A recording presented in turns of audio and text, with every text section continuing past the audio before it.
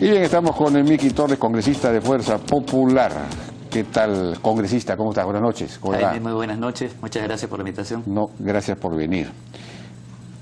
Bueno, hemos visto todo este asunto de las declaraciones de PPK, hemos hablado de la respuesta de Fuerza Popular, pero antes de esto, yo quería preguntarle, ¿a qué se debió ese clima polar que se estableció en el Congreso ante la presencia de Pedro Pablo Kuczynski? No aplaudieron ni una sola vez, digamos, tuvo una recepción muy fría,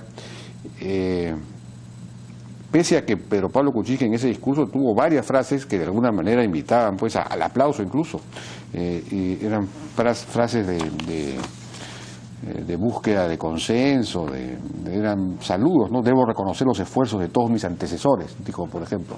Uno de los antecesores ha sido Fujimori. Sé que puedo hacerlo, pero también sé que no lo puedo hacer solo. Necesito tu ayuda, necesito la ayuda de este Congreso emblemático de la democracia. Repito aquí hoy la frase que fundó nuestra patria, una sola república firme y feliz por la unión. En fin, ha pedido ayuda al Congreso, ha reconocido que no lo voy a poder hacer solo y no hubo ni siquiera un aplauso en ese momento. ¿Por qué esa, digamos, actitud? Te puedo responder, Jaime, en realidad de manera personal. Lo que yo he podido apreciar es que ha sido una transmisión de mando sumamente respetuosa. Nosotros lo hemos recibido al presidente de la República de pie como corresponde, lo hemos despedido de pie como corresponde, y en lo personal el aplauso quizás no me nacía, porque yo no veo a una persona convencida, como sí lo veía en el caso de Keiko, y es natural para mí, que es la lideresa a la que yo sigo. Pero yo no solamente me centraría, y esto invito a la audiencia a que lo analice, en que no nos centremos única y exclusivamente en uno de los gestos. Han habido muchísimos gestos que deberían resaltarse. Primer gesto, de parte de Kenji Fujimori, una persona que tenía la posibilidad tranquilamente de ser presidente del Congreso y que daba un paso al costado en virtud de la experiencia de otros congresistas. Segundo gesto, una mesa directiva multipartidaria, cuando Fuerza Popular tranquilamente podría haber presentado una mesa directiva solamente del partido. Tercer gesto, al momento de juramentar a todos los congresistas, sea de cualquier bancada, nos mantuvimos nosotros de pie y aplaudiendo en muchos casos a personas que quizás no congeniamos. Entonces, cuando a mí me hablan y me dicen, oye, qué mal que no hubo esto acá, sí, pero, a ver, veamos un poco el contexto completo. Bueno, no invitaron en la mesa a Fuerza Popular, a Peronos por el Cambio, por ejemplo. Nosotros lo hemos mencionado en varias oportunidades en que ellos simplemente se autoexcluyeron y no quisieron entrar dentro de la mesa directiva. Entonces, lo que nosotros estamos invitando a la población es a ver esos buenos gestos que han habido. Yo leía, y de hecho he tratado de hacer memoria, y verdaderamente no recuerdo en las últimas transmisiones de mando que hayan sido tan respetuosos y tan bueno, hubo gritos de Fuerza Popular, Keiko Fujimori, una serie de gritos. Pero ahí sería interesante, por ejemplo, Jaime, que la gente conozca que el grito que hubo no fue de Fuerza Popular. Y no estoy diciendo que con esto habilita uno al otro, pero las cosas tal y como son. Sube, señor PPK. Sube, PPK. PPK. Eso fue lo primero que hubo. Entonces, los gritos no han sido durante el discurso del presidente, en ningún momento. Es más, los gritos no se han originado, no han sido generados como consecuencia de los congresistas. Bueno, pero antes de, digamos, ese no aplauso, nunca se aplaudió. Hubo este mensaje de Keiko Fujimori 2 horas antes del mensaje de Pedro Pablo Kuczynski, en el que dijo que, bueno, lo que Fuerza Popular iba a hacer en el Congreso era convertir el plan de gobierno en leyes, el plan de gobierno de Fuerza Popular, como si estuvieran en el Ejecutivo, como si no hubiera Ejecutivo, como si el Ejecutivo fuera propio, o como si no existiera un ejecutivo, ¿no? No, para Entonces, nada. Eso llamó mucho la atención, porque significa que no se habría ninguna posibilidad de concertación, de diálogo, como sí se advierte afuera en este comunicado. Claro. Por eso me parece que este comunicado hay un cambio de tono. Es que yo creo que en realidad se está malinterpretando un poco la intención de Keiko en su mensaje. A mí, por ejemplo, me dio mucho gusto, porque dije, sí, pues hay casi un 50% de población que le hubiera gustado ver en ese mensaje presidencial a Keiko, y si Keiko quiere dar unos mensajes previos, enhorabuena. Y mejor aún, yo me he sentido sumamente contento de escuchar a Keiko indicar que nuestro tema no solamente será la fiscalización o la representación, sino que hay un tema importantísimo que es la legislación. Y enhorabuena que nuestra lideresa haya podido advertir de que muchísimos temas de nuestro plan de gobierno se pueden viabilizar a través del Congreso. y que nosotros tenemos la obligación de hacerlo, porque así es como nosotros nos presentamos en la campaña. Nosotros dijimos y propusimos una serie de normas. Pero no se puede pues decir, yo voy a aprobar las leyes que están en mi plan de gobierno y chao. Es decir, bueno, no dijo quiero, ni chao, ni dijo tampoco que no íbamos a aprobar los proyectos de ley que manda el Ejecutivo. Quien va a ejecutar esas leyes es el Ejecutivo. Por supuesto. Entonces tiene que haber una concertación, tiene que haber un acuerdo, tiene que haber no se puede imponer al Ejecutivo unas leyes que las que el Ejecutivo no cree. Entonces tiene que haber algún acuerdo legislativo. A ver, digamos, o por lo menos abrir la posibilidad. Nosotros tenemos un programa, queremos convertirlo en leyes y para eso vamos a abrir un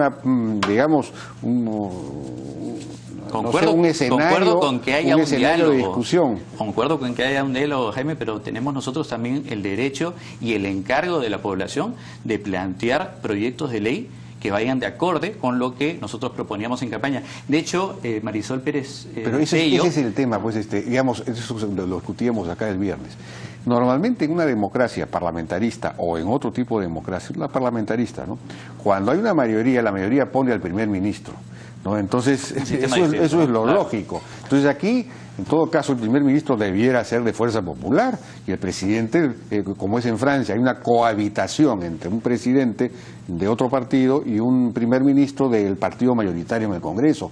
Si es que el partido mayoritario en el Congreso quiere imponer sus leyes, entonces tendría que tener pues el Ejecutivo también, pero no puede digamos, hay algo que no funciona, habría una especie de imposición, yo te impongo mis leyes. No, yo no creo que haya un tema de imposición, más aún porque nuestro objetivo no es aprobar leyes con 73 votos, nuestro objetivo es aprobar leyes con mucha mayor cantidad de votos. Y eso creo que nosotros lo vamos a ir demostrando, como hemos demostrado tener una mesa directiva multipartidaria y como también vamos a demostrar al momento de asignar o de elegir las comisiones esa participación de manera proporcional de cada uno de los partidos. Y también, Jaime, el hecho de que si es que ellos plantean algunas medidas, como las que conversamos hace algunos minutos, medidas tributarias, nosotros también tengamos una voz que saque cara por las personas que nosotros estábamos representando durante campaña. Bueno, ahí está pues el diálogo que tiene que haber, pero yo me pregunto si efectivamente en este comunicado de Fuerza Popular de hoy día no hay un cambio de tono positivo. Reconoce que Pedro Pablo Kuczynski en su discurso del 28 planteó la necesidad y la buena voluntad de trabajar en conjunto. Rechazamos que el presidente Kuczynski, en lugar de fomentar la práctica democrática y constructiva de establecer diálogos y llegar a acuerdos mediante los canales institucionales, es decir, de alguna manera Fuerza Popular ahora sí está señalando que es necesario establecer diálogos para llegar a acuerdos. Esta frase me parece extraordinaria. ¿Esto es un cambio de tono o no es un cambio de tono? No es un cambio. ¿Por qué te digo esto? No es un cambio. O sea que no creen ustedes en esto. No, sino que sí creemos en eso y es algo que nosotros hemos mantenido durante el tiempo. Van a buscar acuerdos con el Ejecutivo. Claro que sí, por el bienestar de nuestro país. Pero te digo que no es un cambio porque si tú revisas las palabras de bienvenida que dio Kenji Fujimori al momento de hacer la instalación del Congreso, él hablaba de la gobernabilidad, de la importancia de la institucionalidad. Si tú ves el discurso de Luz Salgado, ella hablaba de la importancia del diálogo. Y acá nosotros pero había un cambio, esto. Todo el mundo ha señalado la diferencia entre el discurso de Luz Salgado y el pequeño discurso de Keiko Fujimori y la actitud de la bancada. Yo creo que depende entonces mucho de los ojos habría como dos líneas. Me parece importante, entonces, en ese sentido, este comunicado. Vuelve a repetir al final, se respeten los canales democráticos institucionales para lograr consensos y acuerdos en el Poder Legislativo, con el único objetivo de lograr... Me parece extraordinario, es decir... ¿Esto en qué se va a traducir? ¿Cuál va a ser la acción política luego de esto? Es decir, ¿cómo van a buscar los acuerdos? En que seguramente tanto nuestro partido como el gobierno plantearían proyectos de ley que nosotros tenemos que debatir y tenemos que analizar para el beneficio de todos los peruanos. Uno por uno. No va a haber la búsqueda de acuerdos, consensos, como se dice acá, establecer diálogos para llegar a acuerdos que no sean pues respecto de cada proyecto de ley, sino un acuerdo. Primero hay que acordar. Hay un tema macro, evidentemente. Hay temas en los cuales ninguno de los partidos puede estar en contra. Temas de seguridad, por ejemplo. Es evidente que nosotros necesitamos tomar medidas inmediatas para poder devolver la seguridad a toda nuestra población. Pero también tenemos otros temas en los cuales nosotros lo que queremos ver es cuál es la verdadera intención del gobierno. vuelvo a reiterar, a nosotros nos llama la atención este paquete de normas tributarias que el ministro Torne estaría promocionando, ¿no? Por ejemplo. Primero, el primer tema de siempre es el tema del IGB, el bajar un punto del IGB. La verdad es que en lo personal yo no creo que eso sea una medida que se vaya a trasladar o se vaya a materializar en la gran cantidad de población, ¿sí? Esto por un tema muy sencillo. Los productos de la canasta básica, Jaime, ya están exonerados del IGB. Entonces, cuando estamos hablando de que vamos a bajar un punto de IGB, es a ese otro tipo de productos, y que en realidad yo dudo, soy escéptico, ojalá me esté equivocando, pero que no creo que las empresas terminen de trasladarlo al consumidor final. Nosotros vamos por otros mecanismos un poco más dirigidos a la micro y a la pequeña empresa, como el IGB justo, que hemos conversado acá en más de una oportunidad, en la que decíamos, oye, lo que se necesita es que la micro y la pequeña empresa le permitas pagar el IGB cuando le cancelan el precio, no cuando emita la factura. ¿Por qué? Porque le estás quitando liquidez, los estás ahogando. Entonces, ese es un primer punto, y es interesante porque el fin de semana Jorge Vaca Campodónico, en un medio de comunicación, hizo un artículo en el cual señalaba de que no existe ninguna relación, por lo menos en el Perú, en que el hecho de bajar la tasa del IGB nos vaya a ayudar a reducir la informalidad.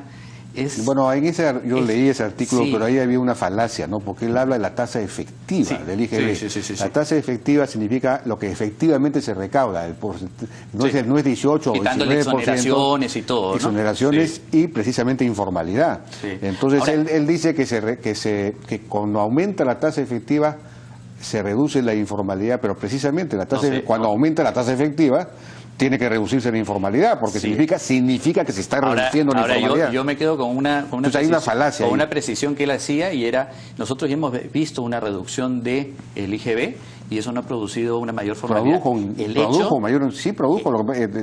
un mayor incremento, un incremento. La informalidad se mantuvo, Jaime. La informalidad. La informalidad se mantuvo, por más que bajaste un punto. Y es que, claro, sería ilógico pensar de que ahora al informal, cuando le digamos, oye, ya no vas a pagar 18%, sino vas a pagar 17%, ese 1% vaya a generar un cambio total en su visión y diga, sí, se acabó, ahora empiezo a pagar tributos. ¿Ustedes ya han decidido rechazar ese punto? No. No hemos tenido todavía un debate interno. Lo que te estoy mencionando es una posición personal, y además que te lo digo como tributarista. Pero tienen que escuchar todavía además la sustentación de ello. Por supuesto que sí, eso no tengo ni la menor duda. ¿Y cuáles otras medidas hay 12 medidas que han sido anunciadas? Sí. ¿Te preocupan? Ha hablado de los regímenes especiales, del RUS, por ejemplo. Ha hablado de que ya no van a emitir boletas, sino también facturas. Enhorabuena. No solo facturas en lugar de boletas, eso me parece extraordinario. Perfecto, yo lo aplaudo. Sin embargo, creo que es importante advertir de que una modificación no va a cambiar la historia. Lo que nosotros tenemos que analizar es si el RUS está bien elaborado para incluir a la gran cantidad de microempresarios. ¿Por qué te lo digo esto? Porque si nosotros revisamos el RUS, la lista de exclusiones que tiene es inmensa. Entonces el RUS es una maravilla, pero solamente lo puedes aplicar en muy pequeños casos.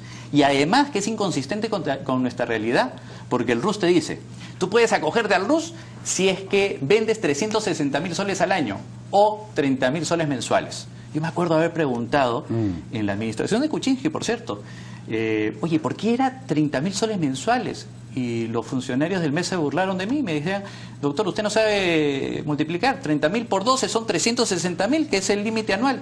Y le decía, sí, y ustedes no conocen la realidad, porque el productor agrario, que es, por cierto, un emprendedor, una microempresa, él no vende todos los meses igual. Él tiene 1 o 2 campañas al año. Entonces, que tú me pongas esa doble limitación de 360.000 al año y 30.000 mensual no tiene lógica para el mundo rural. No es O, es I. Es I. Es una locura. Respecto al RER, lo mantienen prácticamente, no veo ninguna novedad. Nuevamente, también es un régimen muy limitado. Y el régimen general, están creando un nuevo régimen general para las MIPES, en donde les dicen, oye, pagas 2.5% de tus ingresos o 10% de las utilidades. Nosotros éramos más agresivos, nosotros íbamos con tributación cero. Y por más que nos decían que eso era demagógico, nosotros teníamos cómo demostrar que verdaderamente el impacto era mínimo y que evidentemente esto, complementado con un programa de desarrollo de la MIPE, iba a ser algo muy interesante. Pero hay otros temas que llaman más la atención. Hay un tema que es el tema de la repatriación de capitales. ¿Sí? Ha salido el ministro Torne a decir, oigan, vamos a proponer que las personas que han sacado su dinero en el país lo puedan regresar sin que tengan que pagar impuestos. Yo le diría al ministro, que revise un poquito la normatividad, porque al día de hoy cualquier persona puede traer el dinero y no tiene que pagar impuestos, salvo que, por supuesto, sea ingresos o sea rentas que no hayan tributado, que eso es otra cosa, ¿no? Entonces, no vendamos el hecho, porque él dice, ¿no? Dice, quiero atraer esa recaudación al Perú para hacer que todos aquellos que sacaron su dinero desde la época de Velasco lo puedan devolver acá. Oigan, y no hay ningún problema en que lo traigan. Si lo sacaron en la época de Velasco y lo vuelven a traer ahora, enhorabuena, no van a tener que pagar ningún tributo. Lo que sí está generando esta repatriación de capitales, este régimen favorable, es que la gente que ha tenido su dinero afuera y que ha generado rentabilidad, ingresos, utilidades y no ha tributado en el Perú como correspondía, lo puede traer ahora sin responsabilidad penal, porque eso es evasión, y evidentemente afectando la caja fiscal. Entonces, cuidado con cómo vendemos las cosas. Bien, y un correcto. último tema, Jaime, si es que me permites, ya nos ha ganado el tiempo. solamente si me permites, bueno, hay una amnistía de deudas tributarias que también hay que ver cómo lo van a manejar, y el tema de los gastos de personas naturales. Sale el ministro con la mejor de las intenciones diciendo, esto va a generar que las personas dejen de tributar porque van a poder deducir ya no 7 UITs, sino 14 UITs por gastos de educación, salud y de seguros. Bueno, que la población sepa, esta medida está específicamente para aquellas personas que ganen más de 2.000 soles mensuales. O sea, no es para la gran mayoría de peruanos. Porque los que ganan hasta 2.000 soles mensuales no pagan impuesto a la renta el día de hoy. Y que varíe de 7 a 14 UITs no es una norma que esté hecha para las pequeñas... Y yo también me preguntaría, el taxista, el productor agrario, ¿por qué no tienen derecho también a deducir esas 7 UITs? ¿Para quién se quiere gobernar? Esa es la posición de nosotros. Se quiere gobernar para que haya más inversión, para que haya más dinero en las manos de la gente, para todos, pues, pero si el que tiene menos ingresos no se beneficia porque no llega al tope, no se puede beneficiar, esa es otra cosa. Pero que se beneficia con otras medidas. Jaime, por favor, eso es demagogia. Sí. Eso es demagogia. Yo te digo, por supuesto que sí. No, por supuesto que sí, pero que diga las cosas tal y como son, advirtiendo hacia todos. Estamos cansados de la demagogia. Muchísimas gracias, Miki Torres, por su participación en La Hora N. Vamos a una pausa, regresamos ahora con Bruno Yufra, el ministro de la Producción.